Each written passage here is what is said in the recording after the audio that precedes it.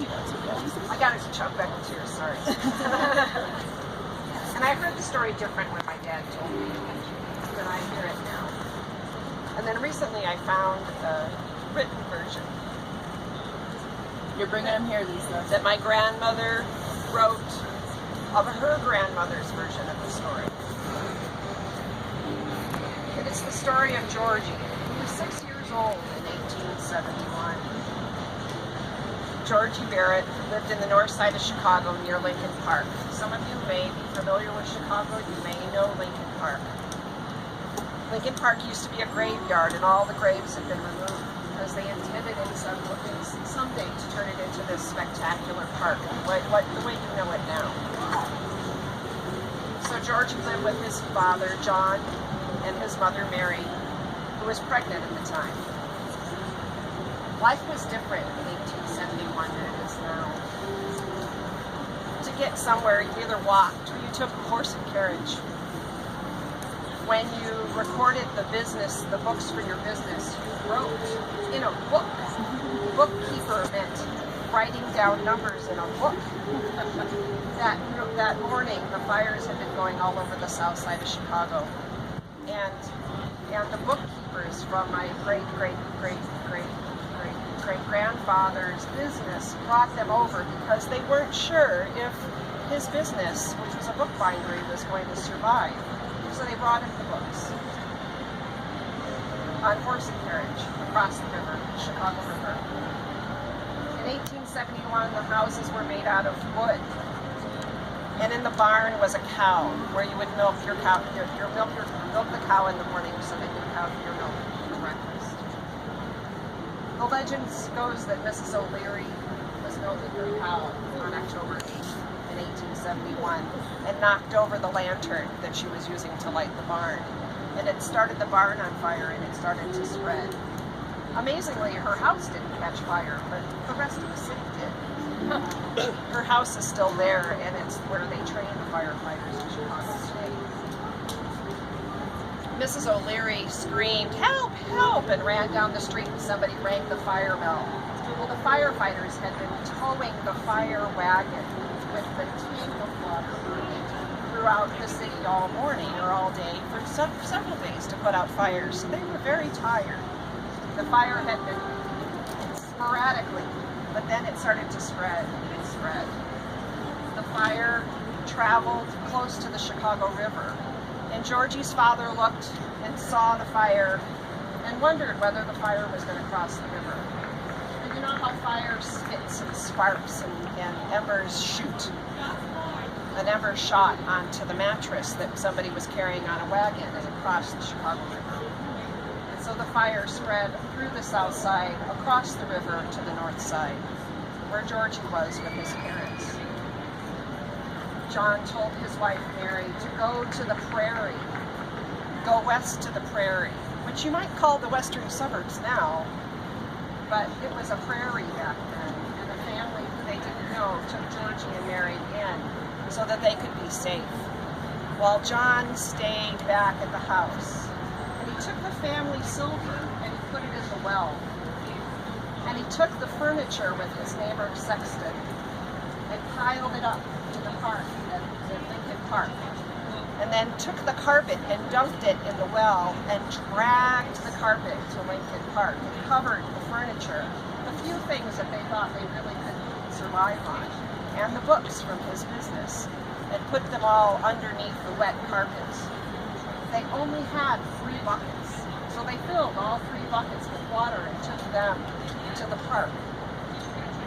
And when the fire got closer and closer and closer, they would take, as the embers would hit the wet rugs, they would take a bucket and pour it over the rugs to keep them wet.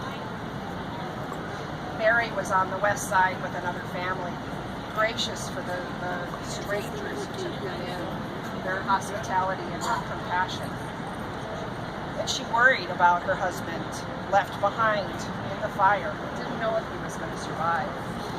But that night, when the rain started to fall, she thanked God for the rain and was able to sleep. The next morning, she looked out at a vast wasteland. everything, except things like the water tower that's made of stone and smoking water, was gone.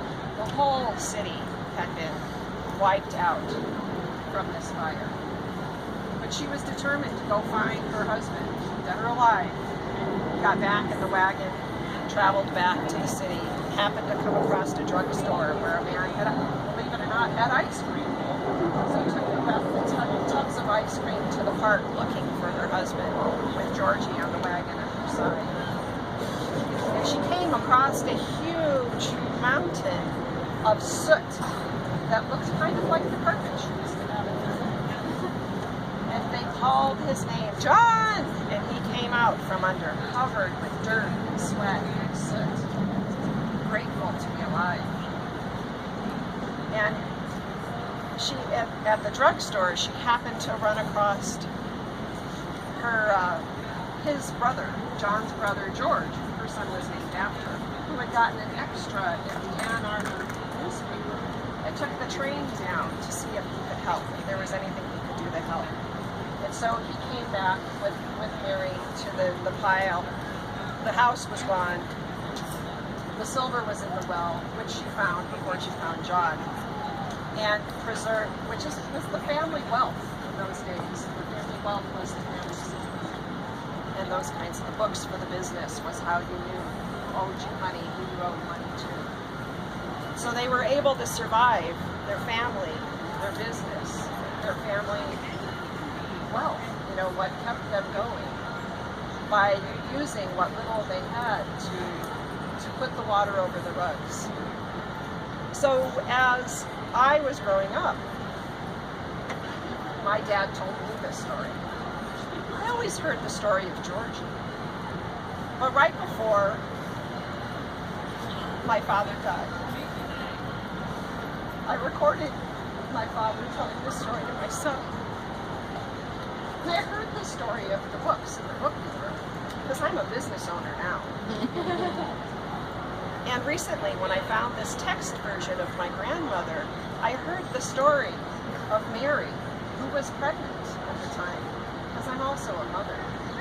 And every time I hear the story, and every time I tell the story, I hear and tell a new story of our family overcoming adversity, finding a way to survive, cherishing what's truly important to us, like our lives.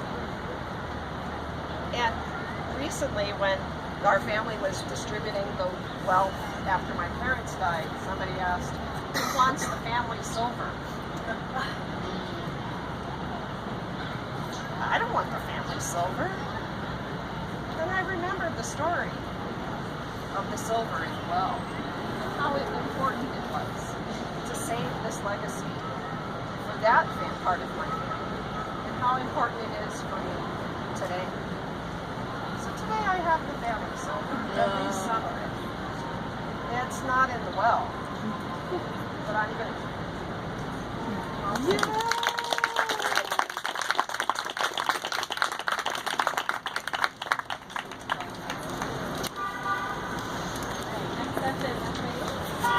He's a photographer, actor, columnist,